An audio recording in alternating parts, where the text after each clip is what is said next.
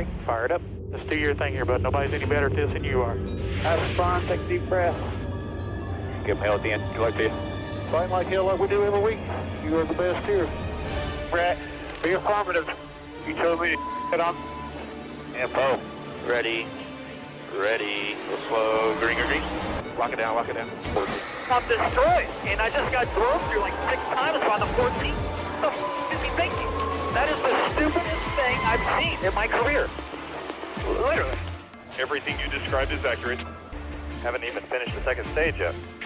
Half the field's wrecked. Hell yeah. 11 got it. Proud of you there, Matt. Good job, pal. Thanks, man. Good job all day. Great work, my man. Great work. Keep putting yourself in position, we'll win our share, right? We got one back today, brother. Good job. Therefore, great job, guys.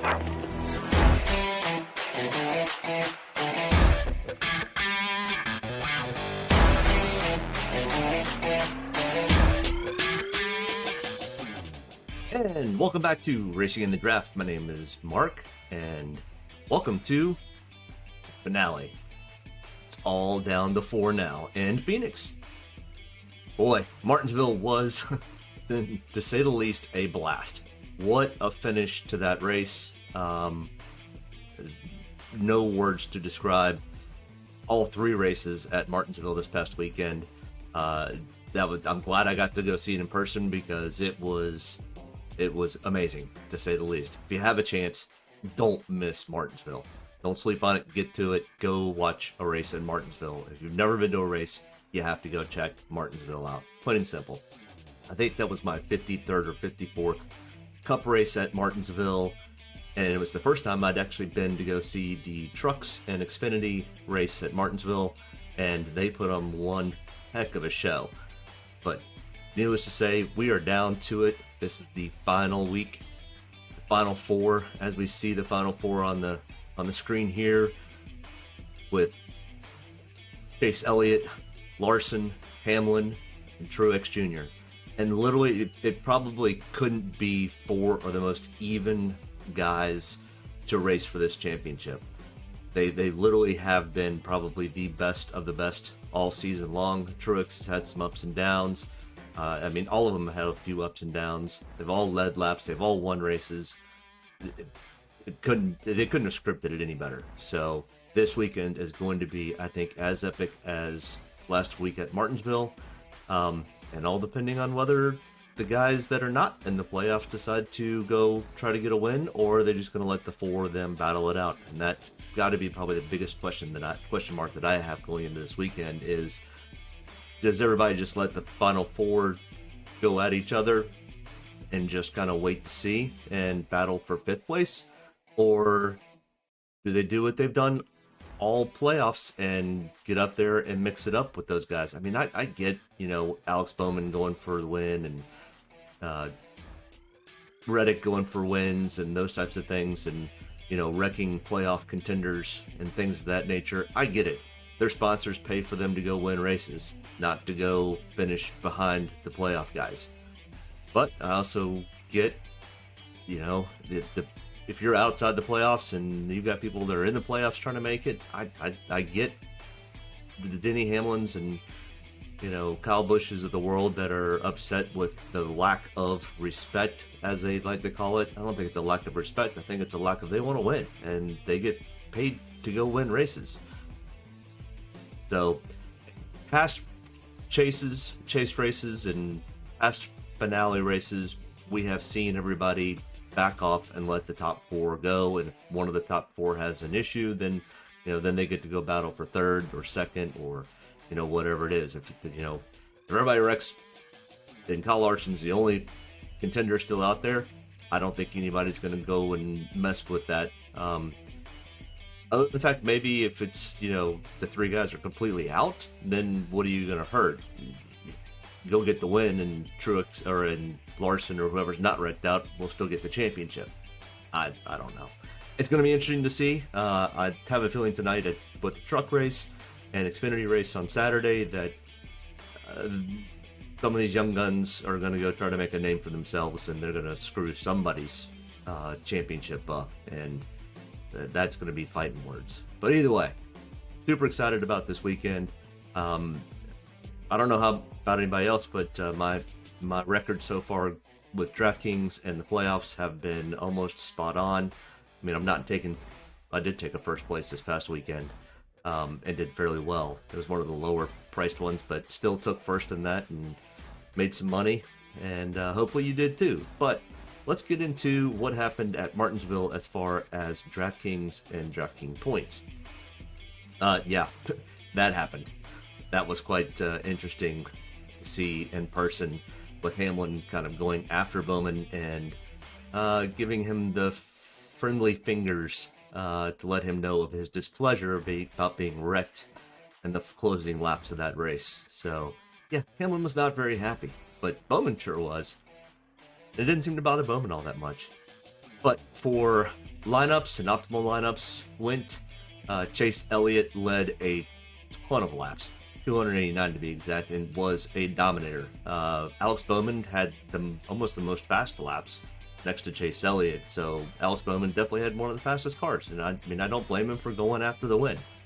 You know, so we had 2 dominators, 4 place differential guys, 2 value, 3 finishing spot drivers for a total of 501 laps. That was the optimal lineup. I didn't see anybody running this lineup in any of the contests I ran, and I ran most of the big contests. So I don't think anybody actually ran this lineup, but this ended up being the optimal lineup for the Martinsville race this past weekend. Kyle Larson is pretty much been crowned the champ of the optimal lineup challenge. But we've got a good battle here. Do we get a 3 or 4 way tie for second? Does Daniel Suarez or Chris Buescher come up and make a spot for themselves in the second place spot, or does nobody in this group make it up? Hard to say.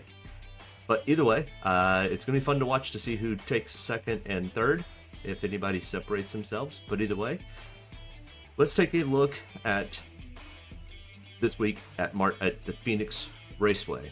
Phoenix Raceway is, of course, right outside of Phoenix in Scottsdale, Arizona. It's a short, flat track type. It's a 1.022 mile in length, 11 degrees in turns 1 and 2, and 9 degrees in 3 and 4, and they are somewhat of a progressive banking system. The race length is 312 laps. Dominators will equal 218.4, coming from 78 fast laps, or 78 lead laps, and 104.4 fast laps. Dominators, we will be looking for at least 1, if not 2, and some of the optimals in past have even had a total of 3, but I think 2 is where we're kind of looking at. And as we'll go look at this, I think it's going to be, you're going to take 2 of the chase drivers, whichever one you think is going to be best, and they are very equally matched. So let's kind of get into at least our championship 4. We've got Kyle Larson, the most expensive, at $10,500, power ranking of number 4. His season-long stats so far this year, this includes all tracks, all 35 races up to this point. He has a total of 9 wins on the season. He has led an astounding 2,474 laps this year. That's just that's a record. It's unbelievable. He has just been absolutely dominant. When he gets out to the lead, he's gone. He disappears. 19 top 5s and 25 total top 10s out of 35 races. Pretty impressive resume for this year. But as far as Phoenix goes, in the last 5 races, he does not have a win. Now, he has only raced 4 of those last 5 because the fall race last year, he was ineligible because of his suspension. But he has 2 top 5s in the last 4 starts, 4 top 10s, a 49.4 DraftKings average, a 5.3 average finish, and finished 7th here in the spring race earlier this year. He has a total of 14 starts at Phoenix with 5 top 5s, 8 top 10s, and 12 top 20s. He does have a power ranking of 4, because stats-wise, if we're all going off the stats, he's the worst of the 4. But looking at prior years before he became over to Hendrick, he would have been the last of the 4. So being in Hendrick equipment, winning 9 races this year, leading 2,400 plus laps, you can't say he's not going to go after it. And he is when it comes to pressure, he has put himself into a lot of pressure situations with a lot of dirt track racing, big time championship caliber races. So the pressure's not going to be on Kyle. That's no doubt. He'll be fine. Question is, do they bring the right setup? Now, they do have practice and they do have qualifying this weekend. So we don't know where Kyle's starting. I think they actually get the 1, 2, 3, 4 spots for the 4th championship. Then everybody else is qualifying for 5th on back. So the front 4 are going to be set by the championship 4. Now they'll qualify to figure out who's going to start 1st, 2nd, 3rd, and 4th, but the rest of the field on back will be qualifying for 5th on back. So I plan on doing another quick video either late Saturday night or Sunday morning, breaking down who I think has the best potential for place differentials, because that's going to be pretty big.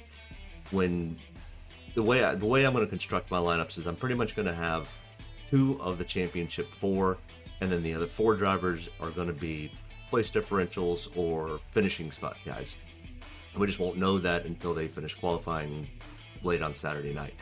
So next in line here, we've got Denny Hanlon, ranking of 1. He has the best stats here at Phoenix. Not the best stats on the year, but the best stats at Phoenix. For the year, though, his price tag for this weekend's race is $11,000.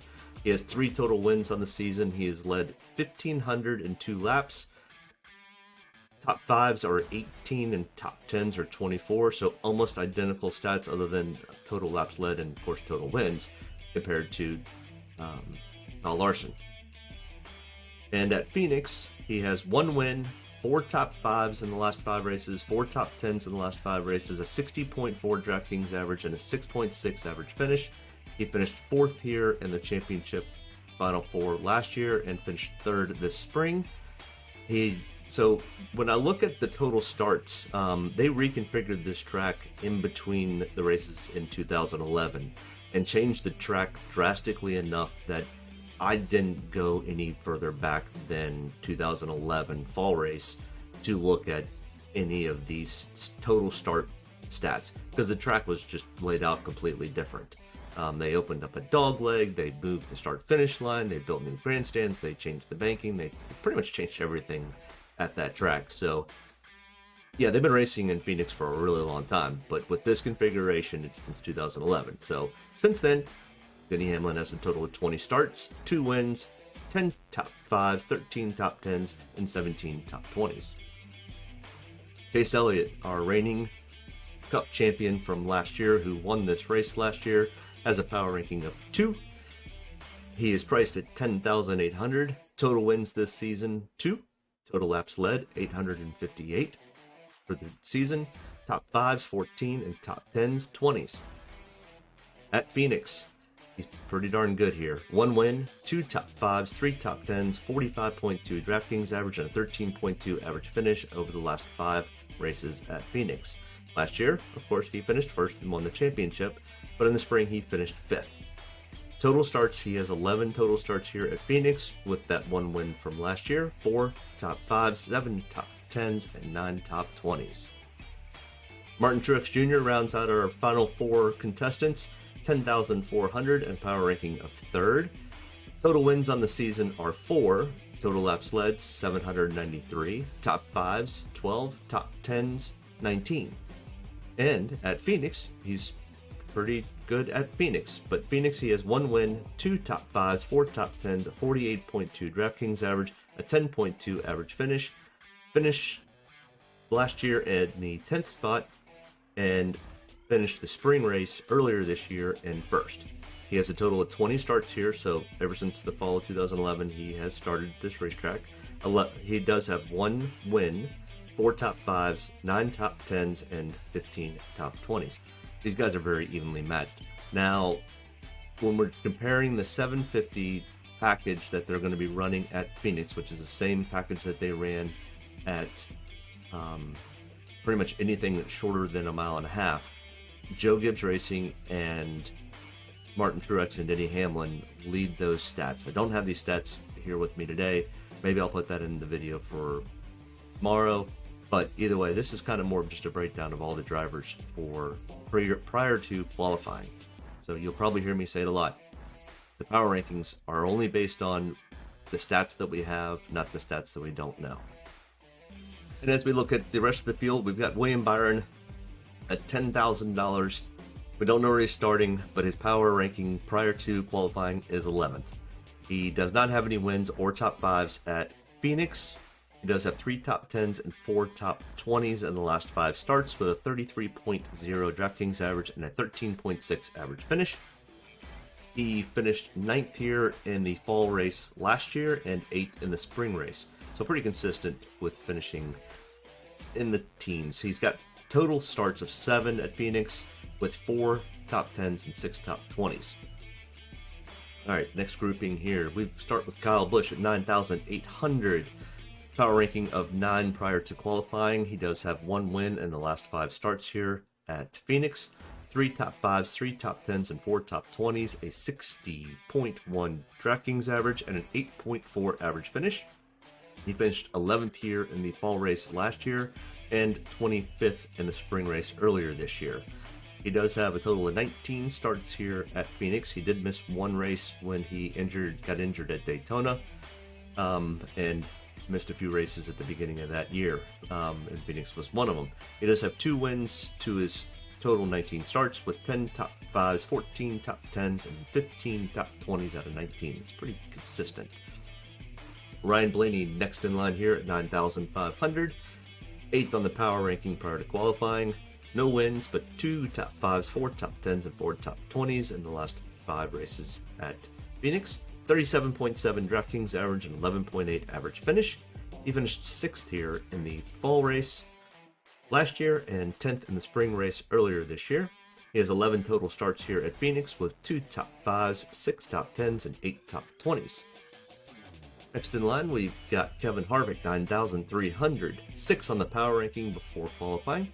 No wins in the last 5 starts here, but Kevin Harvick also is known as Mr. Phoenix because he's got 2 top 5s, 5 top 10s, and 5 top 20s, a 53.1 and a 5.8 average finish over the last 5 races.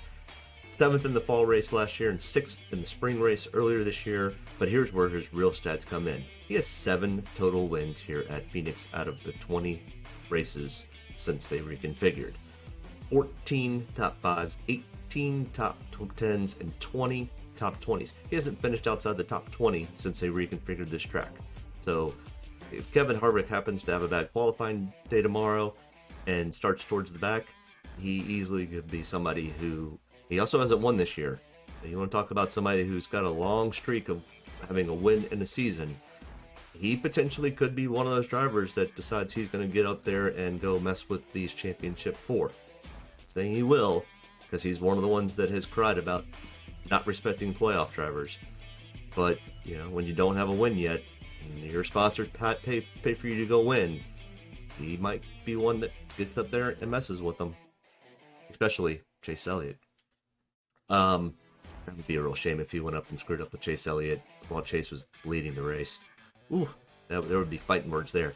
But Brad Keselowski next in line here, 9,100, 7th on the power ranking before qualifying. He doesn't have any wins in the last 5 starts. In fact, he doesn't have any wins here at Phoenix at all, but has 2 top 5s, 3 top 10s, and 5 top 20s in the last 5 starts. 47.3 DraftKings average and a 9.2 average finish. He finished 2nd here in the fall championship race last year. He was a Final 4 contestant. And 4th this past spring. 20 total starts here at Phoenix with 8 top 5s, 12 top 10s, and 19 top 20s. Another really just consistent driver. Just doesn't have as many wins as Kevin Harvick. In fact, he's 7 less than Kevin Harvick. But next in line, his teammate Joey Logano, 8,900. 5th on the power ranking before qualifying. Does have 1 win in the last 5 starts here at Phoenix with 3 top 5s, 5 top 10s, and 5 top 20s. A 75.5 DraftKings average. That's the highest of everybody. And a 5.0 average finish, which is the best average finish of everyone starting this race. He finished 3rd here in the fall championship race, and he was part of the Final 4. 2nd in the spring race, 20 total starts here at the new reconfigured Phoenix. Does have 2 wins, 6 top 5s, 12 top 10s, and 16 top 20s. Joey could be one of those that also gets there and mixes it up. Next in line here, we've got Christopher Bell, 8,700. 12th on the power ranking before qualifying. He has only started 3 races here at Phoenix. So with that being said, he's got one top 10, 2 top 20s, a 24.4 DraftKings average, and a 16.7 average finish. He finished 17th here in the fall race last year and 9th in the spring race earlier this year. We already went over his top 10s and top 20s. Tyler Reddick, same boat. 3 total starts here. Power ranking of 21st prior to qualifying. Only has 1 top 20 in the last 3 starts.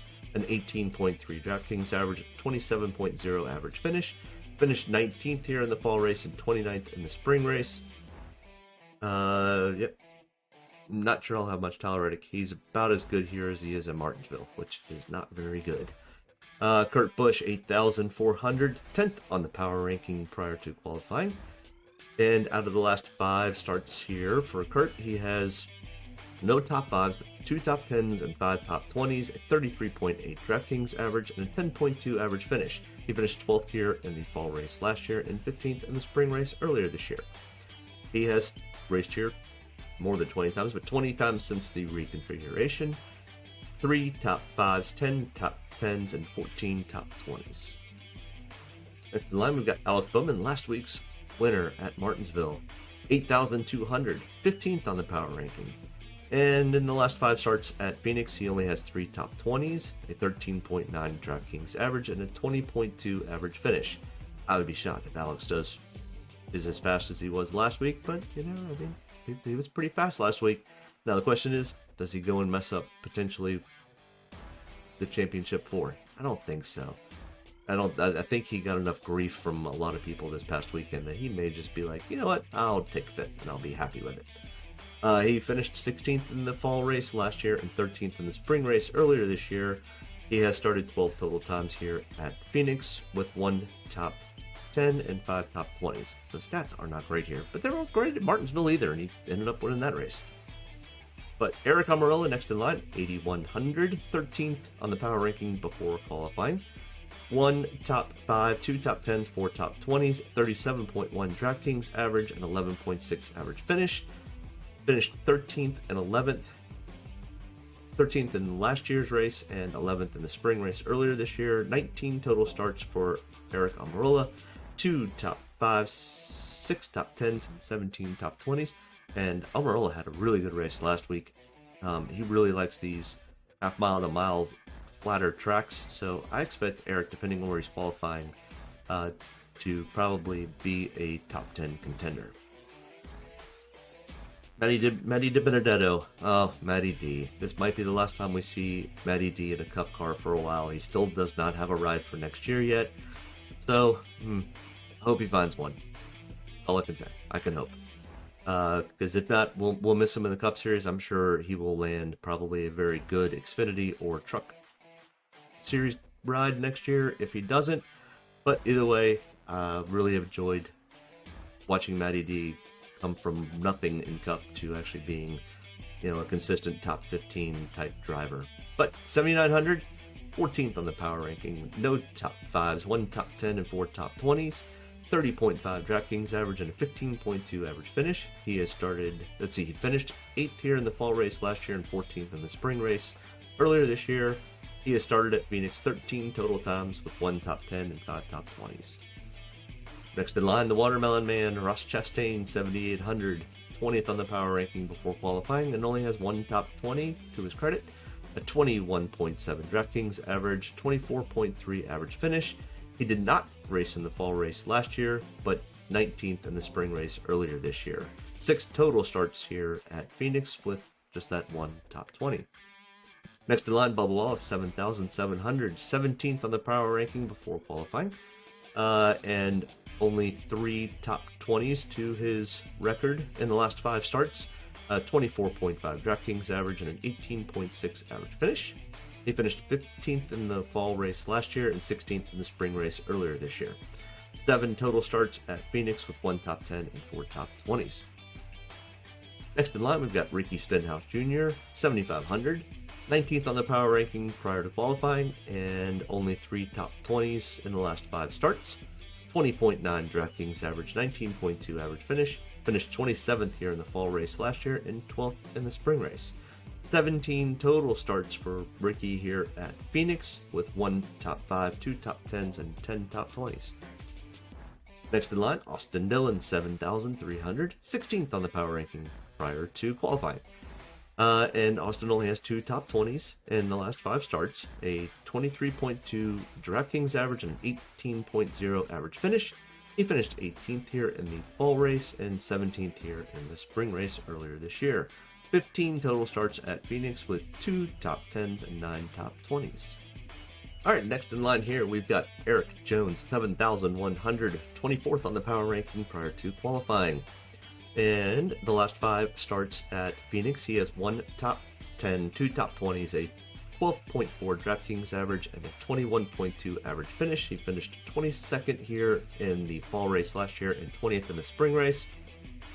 10 total starts here at Phoenix for Eric with 1 top 10, 5 top 20s, or 4 top 10s, and 7 top 20s. Sometimes those are tongue twisters.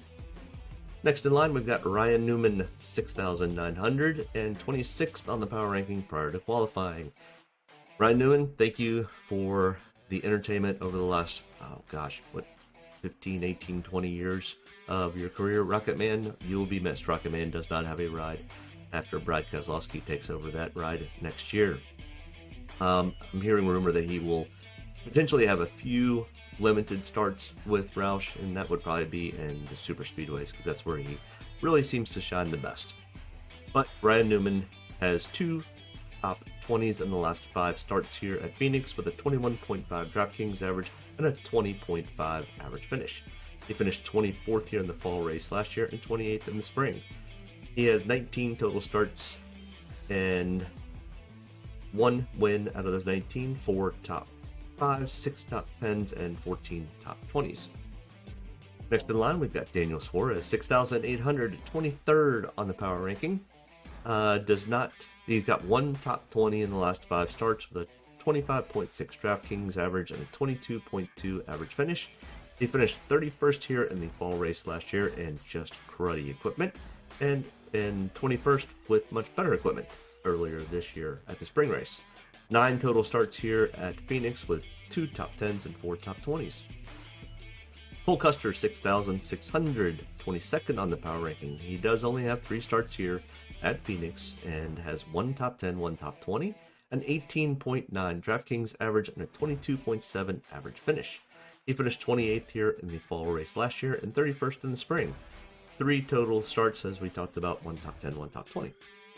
Next in line, we've got Chris Buescher, 6,400, 18th on the power ranking prior to qualifying, and has 5 top 20s out of the last 5 starts here at Phoenix, a 30.3 DraftKings average and a 17.4 average finish. Finished 20th here in the fall race and 18th in the spring race. 11 total starts here at Phoenix with 6 top 20s. Next grouping here, we've got Chase Briscoe, 6,200, 27th on the power ranking prior to qualifying. He does only have 1 start here, which was the spring race, where he finished 22nd and had a 24.0 DraftKings for that day. Next in line, we have got Corey Lejoy, $6,000, 25th on the power ranking prior to qualifying, and no top 20s in the last 5 starts, but a 10.7 DraftKings average and a 30.6 average finish. He finished 38th here in the fall race last year and 27th in the spring race. 7 total starts here with only 2 top 20s. We're starting to get down to some of these guys that I won't be using, but we will need to use some of these guys to help with alleviate some of the higher pricing that we're going to see from the Championship 4. So depending on where these guys qualify, on how we will use them, and stay tuned for either Saturday or Sunday morning's video to go through that breakdown. That'll be a much shorter video. Well, it'll probably still be 15-20 minutes, but it'll be a shorter video. Ryan Preece, 5,800, 28th on the power ranking prior to qualifying. does have one top 20 in the last 5 starts, a 7.7 DraftKings average, and a 27.6 average finish. Finished 34th here in the fall race and 26th here in the spring race. 12 total starts at Phoenix with 5 top 20s. Next in line, we've got Mcleod, 5,700, 29th on the power ranking prior to qualifying. 1 top 20 in the last 5 starts, 14.0 DraftKings average, and a 25.6 average. Finished 23rd and 23rd, all in spring. 18 total starts here with 3 top 20s. Next in line, Justin Haley, 5,500, 32nd on the power ranking prior to qualifying. Has only 1 start here with a 24th place finish and a 23.0 DraftKings for that day. Alright, Anthony Alfredo, 5,400, 30th on the power ranking prior to qualifying. Only has 1 start here where he finished 37th and had a -5 DraftKings day that day. Alright, we're getting down to where we're just going to cruise on through these guys here. BJ Mcleod, 5,200, 34th. Even if these guys start in the back, I'm not going to start them. David Starr, 5,100, 31st on the power ranking. Josh Bilicki, 5,000, 38th on the power ranking. Cody Ware, 4,800, 35th on the power ranking. Average finish of 32. Glenn Hoff, 4,700, 33rd on the power ranking. Has an average finish of 33rd. Garrett Smitley, 4,600. Power ranking of 36th, average finish of 34. And Joey Gase, 4,500, 37th on the power ranking, 33rd average finish. All right, so the optimal lineups that we have seen in the past 4 races at Phoenix. Last spring's race was 312 laps, 2.5 dominators, 1 place differential, 2 value picks, and 3 just good finishing positions. So we saw Joey Logano lead the most laps, but finished 2nd. That started 9th. Martin Truex Jr. finishing 1st from 5th. 64 laps led. And our 2 value picks were Ricky Stenhouse Jr. and Justin Haley, coming from 29th to 24th. So Justin Haley, one of the guys that I probably might not be interested in, still ended up finishing well in this race. It's going to really have to do with attrition on taking these guys in the back. That's the only time they ever finish in the optimal lineups. But I doubt I had any of them then, and I probably won't have any of them this weekend either. But the fall race last year, which was the first time they'd run the championship race here, 312 laps, 2 dominators, 3 place differentials, 2 value picks, and 3 just solid finishers. We saw Chase Elliott start from the pole, finish from the pole, led 153 laps, and Joey Logano pretty much leading 125 laps and finishing 3rd were the 2 top getters. They were both Chase drivers last year in the championship 4. So from there, it really was just, there really weren't even place differentials. William Byron went from 25th to 9th. Bubba Wallace went from 23rd to 15th. Michael McDowell was just, he just happened to be price right. So, but both of those races had only $100 left over of spending. The Phoenix Spring Race of 2020, just prior to the COVID shutdown, Kevin Harvick started 2nd, finished 2nd. Joe Logano 13th to 1st. Chase Elliott from 1st to 7th. Then all the value guys. Still, once again, not huge place differentials. Joey went from 13 to 1st. That's really big. And Michael McDowell made up 16 spots. So, we're really looking at 2 dominators, 2 place differentials, and just 2 good, solid value/finishers. Same thing it looks like for the fall race, 312 laps, 2 dominators, 4 place differentials, 2 of those being value, 2 of those being finishing. Let's see, Denny from 3rd to 1st, Joey from 2nd fell to 9th, but led enough laps to keep in the optimal lineup. And we had almost 3 value picks. But all right, so total breakdown of the last 5 races. The average salary was $49,860, so almost $49,900, so almost an average of spending everything. Average start was only 14.6. The average points totals was 360.96, which is pretty consistent with 312 laps. Times in the optimal lineup, Joey Logano just crushing the optimal lineup 4 times. And he had an average starting spot of 7th. Martin Truex did it twice with an average starting spot of 4th. William Byron's in there twice, Ricky Stenhouse, Chase Elliott, Ryan Blaney, Michael McDowell. And then, Denny Hanlon made it once, Kevin Harvick's made it once, Kyle Larson's only made it once. So, things don't look great for Kyle Larson for this weekend.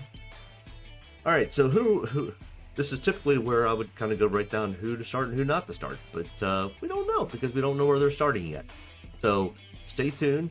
We'll do a follow-up video either Saturday night or Sunday morning. Probably more like early Sunday morning is my guess. Because I'll be watching the Xfinity race and putting all the data together to make the video Sunday morning. But stay tuned for that. And until then, enjoy the truck race tonight, the Xfinity race tomorrow, and Cup practice and qualifying today and tomorrow. So thanks, good luck to these guys, and we will talk to you prior to the race on Sunday. Have a good weekend. We'll talk to you then. Get a good deep breath. Get ready to roll here.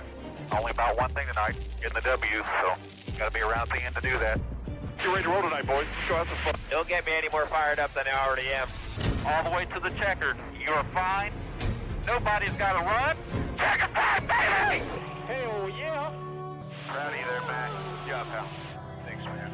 Good job all day. Great work, my man. Great work. Keep putting yourself in position, we'll win our share, right? We got one back today, brother. Good job. Great job, guys. Excellent work, my man. Excellent work. Thank you. Man, that's awesome. Set out with a goal and got it here, bud. Thank you very much. Really proud of you, man. Drove your butt off tonight. We had the fastest car here, bud. Probably killed our deal there. Just feel like I gave one away.